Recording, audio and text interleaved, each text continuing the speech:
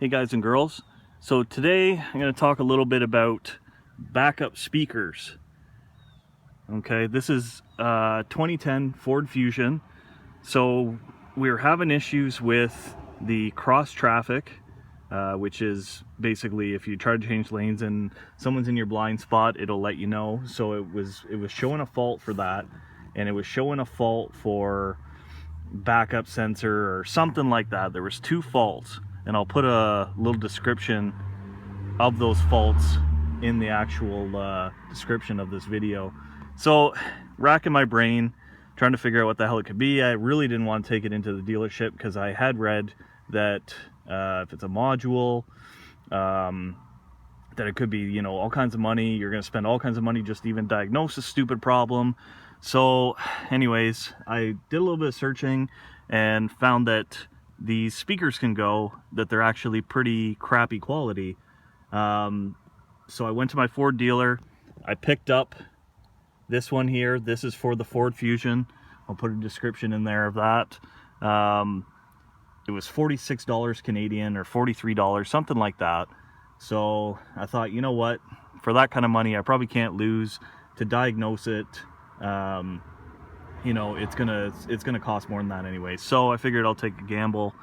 So I started researching, and I'll put the names of the people in the description. I actually found somebody who just put up a bunch of photos about how he did this on a similar vehicle. It didn't involve taking out the whole deck lid like you see in some other older vehicles. Thankfully it had speaker grills that you could just pop out. Now I will say I did also do some diagnosing outside the vehicle before I went to this step. So basically, if you put your car in reverse and chalk the tires, or if you have somebody in there actually apply the brakes, you can put your ear up to these sensors. Now this vehicle, there's 3 of them, and you can actually hear it making like a little ticking sound, and that ticking sound indicates that it is working. And I mean, it has to be quiet and you have to be right up against it. I live in a busy neighborhood, although it shouldn't be that busy, and I could actually hear them clicking. So I thought, well, it's not the actual backup sensors, it's something else. So, and one time I was actually in her vehicle going to get gas, and I swear I heard like a little crackly sound when I was trying to reverse, and there was a car that was going behind me. So I thought, well, maybe it's this actual speaker. So what I did first is popped out this grill. Just has little tabs in there. It's cold right now, and I was kind of worried that it might snap, but because it's just a felt pad that's underneath, it popped out fairly easy. And then to make things easier, and the person that did the post, he suggested this. So basically I went around to the trunk,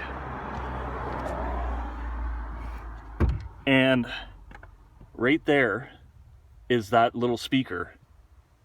So what I did is I took a screwdriver, not this one, but I took a screwdriver and I poked up the little pin, and then I actually pushed that little clip through so that everything was loose. And those little clips just look like this. So that's what you're seeing under here, is this little clip. And I pushed everything through, including the clip, so that everything was loose above. Now, I will say in doing that, I lost the little, we'll call it a screw that's in the middle. Not a big deal, because everything will get fastened down. So then, basically, took this old speaker out, and the old speaker has that little, like, indent on it to kind of locate the speaker. I hooked up the new wiring to it. I don't know if you can see it there or not. It's really hard to see. There's not a lot of room. My apologies for the shaky video and everything, but thankfully there was enough room that I could weasel my hand through there. You can see I kind of deformed the felt a little bit, but I think that'll kind of come back down in the springtime when things start to heat up again. I turned on the car. Knock on wood, right now there's no faults on there. We'll see what happens as soon as I back up, but I think this has got it fixed, knock on wood. So if you guys are having issues with your backup sensors, I would first start by putting it in reverse and then listening to the actual backup sensors. And again, you got to have it in reverse. You got to have somebody either on the brakes, or you have to have the wheels chalked and parking brake on. So if you do that and you find that it's making that ticking sound, then you're okay. The next thing I would do is go to the speaker. It's a $40-something part, and you couldn't get it diagnosed for that price. And if it's not the speaker, it's probably one of the modules. And from what I've heard, the modules are either back here, which I don't think, because I think that's where the amplifier is. But there's actually another one that's in here, in behind the quarter panel, that you actually have to go up through the fender liner and get to it back there. And if it's the actual module, it can be like a $500 fix from what I've heard. So I hope this helped you guys out.